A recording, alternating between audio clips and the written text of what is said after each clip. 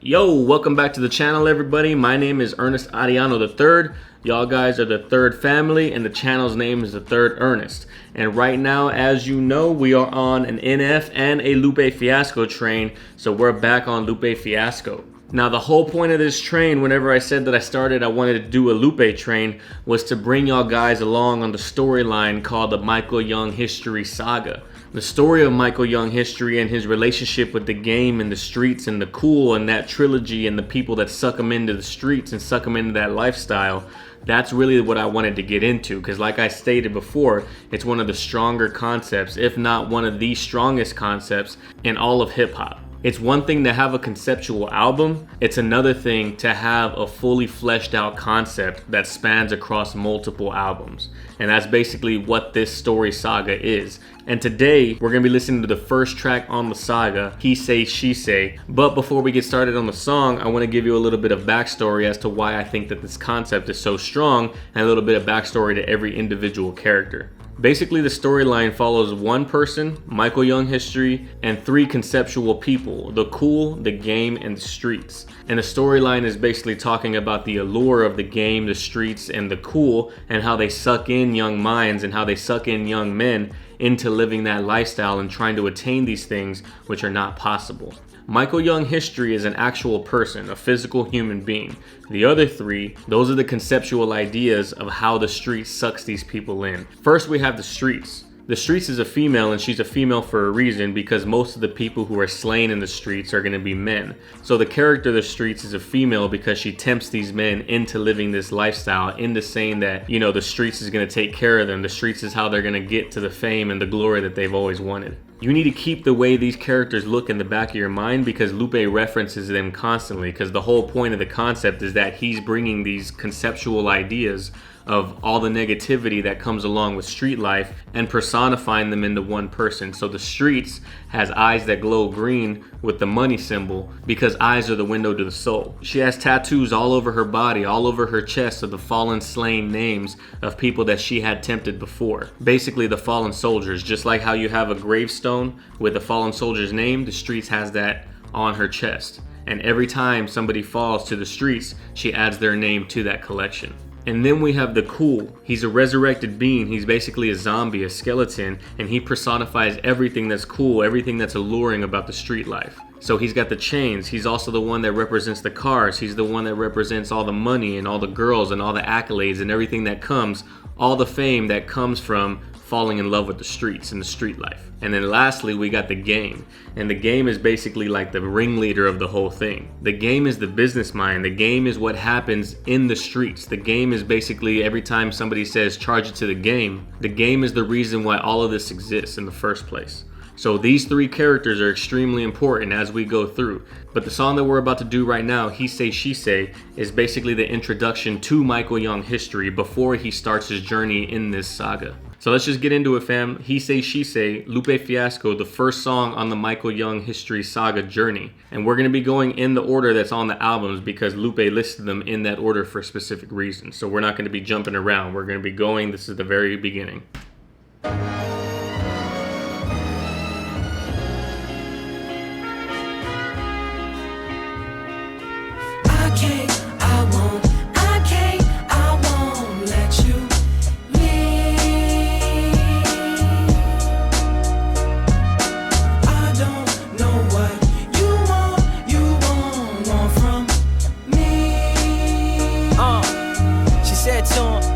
I want you to be a father, he's your little boy, and you don't even bother.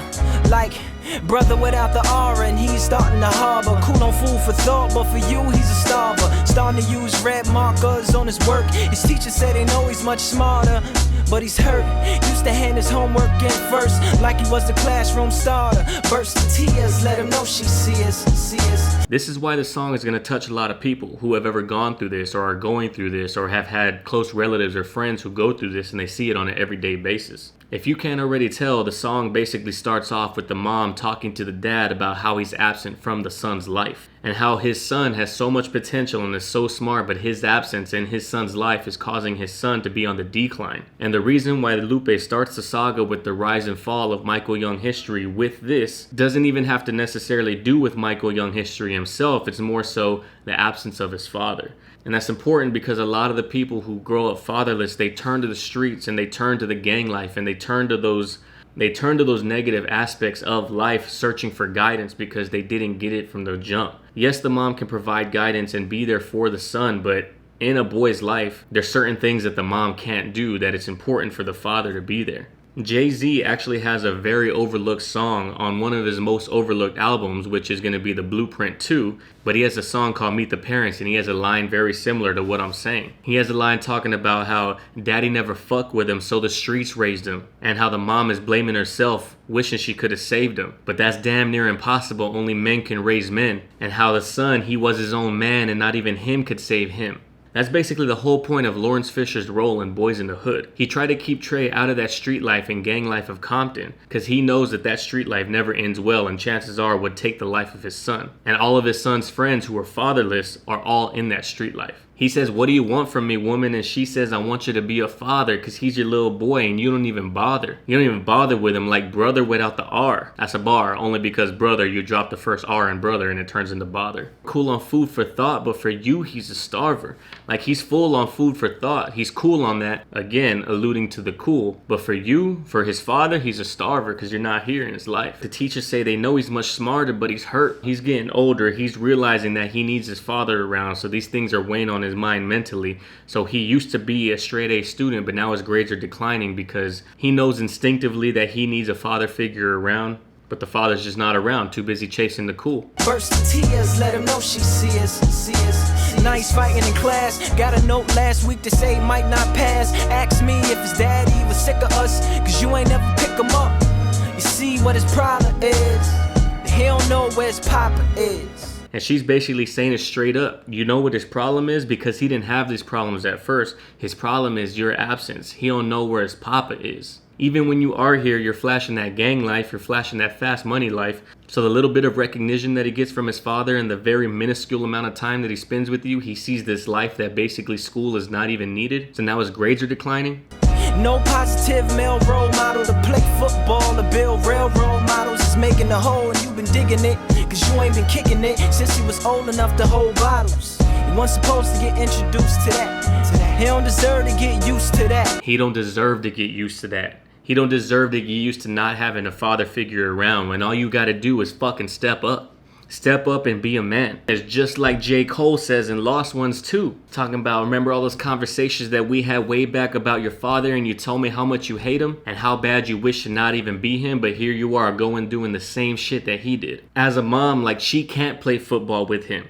She can't build those railroad models with him. Like imagine being a little kid and your mom's throwing footballs and your mom's doing all this, like you love her for doing that, but you go to your friend's house or you go to football practice or what have you and you see nothing but dads, you see nothing but father figures doing that with their sons. Like that's gonna eat you up inside as a boy. It's not about throwing the football. It's not about building the railroad. It's not the actual act itself. It's the experience that you gain and it's the bond that you share with your father. And no matter what, the mom's never gonna be able to replicate that. And if you're a single mom out there listening to this song and hearing me say these things, it's not saying that it's not a knock against you as a mother and your ability to provide parental guidance. You stay strong for your children because you had to step up and be the man when the man couldn't.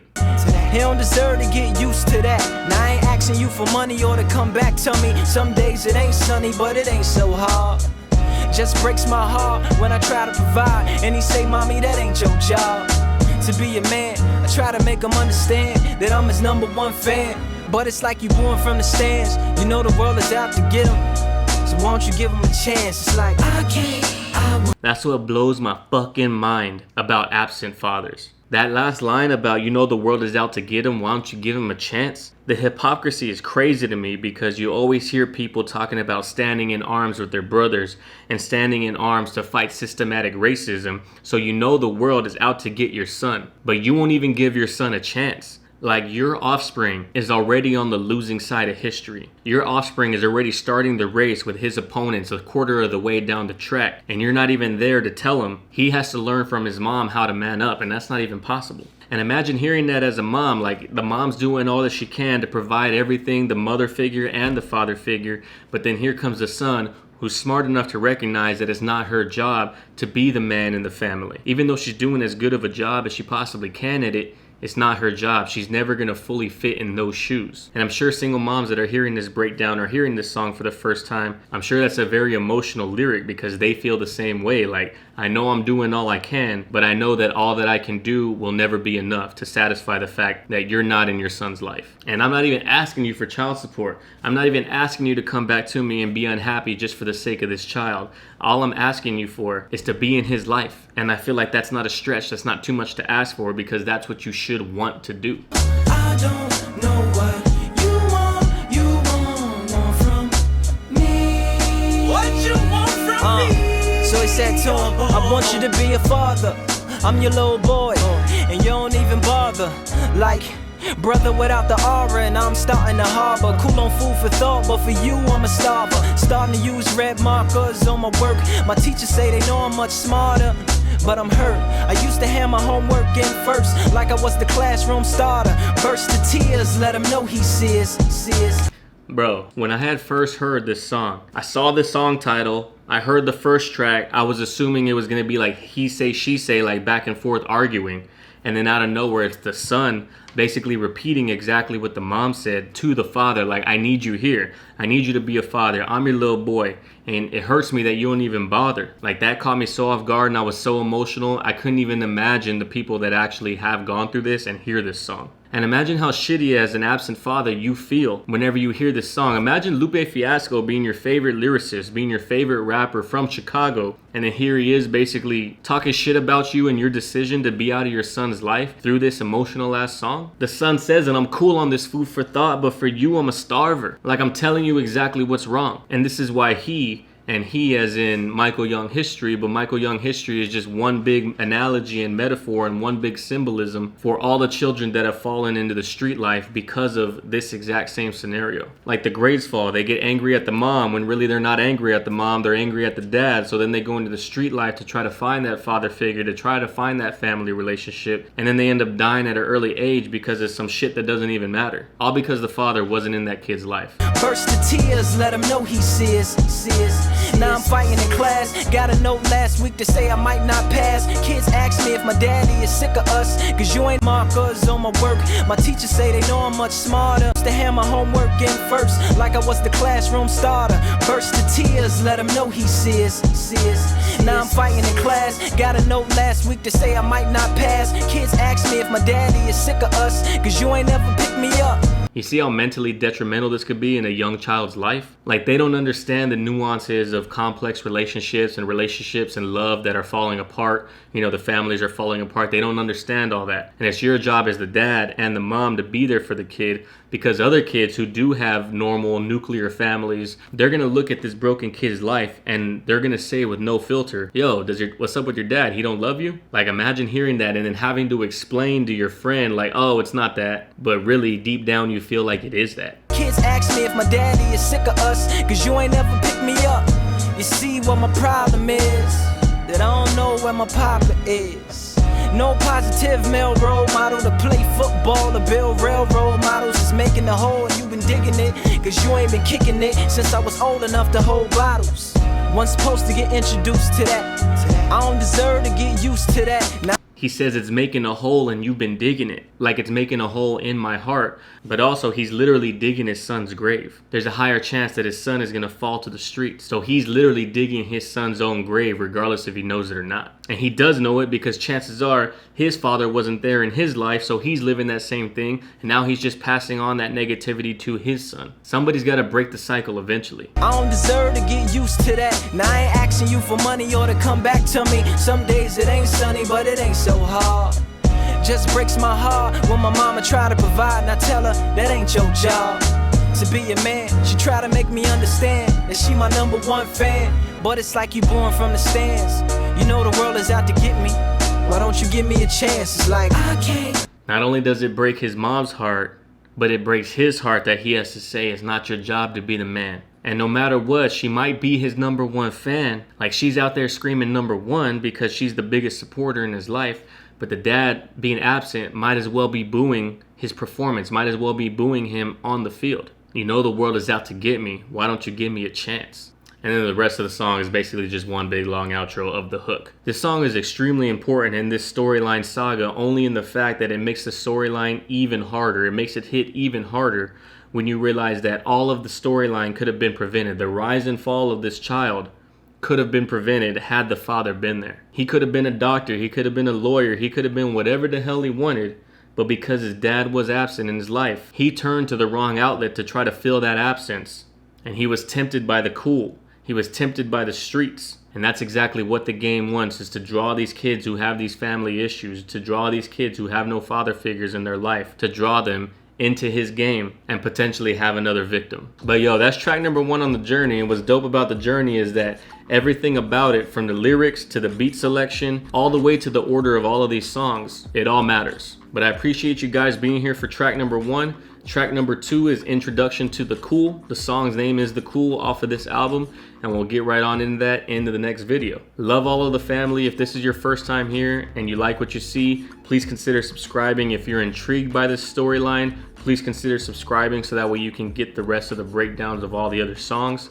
Consider checking out some of the merch. We got new shirts coming as soon as I design them. Consider becoming part of the Patreon, where your support helps the channel and also gets you exclusive access to videos that are Patreon only. And like I always say at the end of my videos, love and care for one another, love and care for each other, and I'll see y'all guys on the next video.